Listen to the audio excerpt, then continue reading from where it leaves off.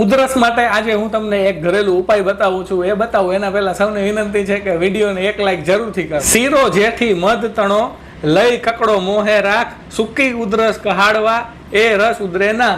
આનો મતલબ એ થાય કે જેમને સૂકી ઉધરસ હોય તેમને ગાંધીને ત્યાં જઈ એઠી મધની લાકડીઓ નાની નાની લઈ આવવાની છે.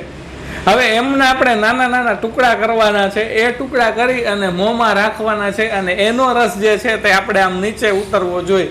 તો આવી રીતના આપ કરશો તો ઉધરસ છે તે મટી જશે. હવે પ્રશ્ન એ થાય કે દિવસમાં કેટલી વખત કરવું? તો દિવસમાં આપણે 4 થી 5 વખત કરી શકીએ. અને હા, જેમની પાસે જેઠી મધના લાકડા ન મળતા હોય તો આયુજીવન આયુર્વેદની જેઠી મધની ટેબ્લેટ પણ અવેલેબલ છે. તો એ ટેબ્લેટ પણ આપ મોંમાં રાખી શકો છો. આનાથી ઉધરસ ચોક્કસપણે મટી જશે. આ પ્રયોગ છે તે સ્ત્રી પુરુષ બંને કરી શકે છે અને આ પ્રયોગ 4 થી 5 દિવસ કરવાનો છે. 4 થી 5 દિવસ કરવાથી આપણી ઉધરસ જે છે તે મટી જશે.